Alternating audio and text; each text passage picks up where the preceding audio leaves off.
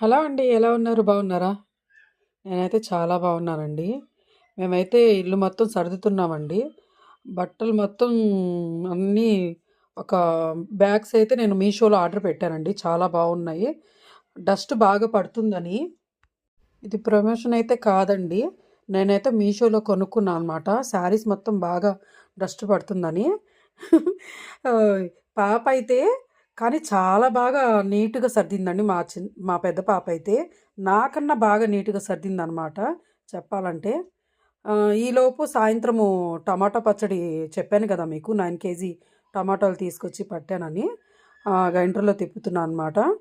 కానీ మనం చేసిన పచ్చడి ఎంతమంది ఫ్యాన్స్ అయ్యారంటే, చాలామంది ఫ్యాన్స్ అయ్యారనమాట.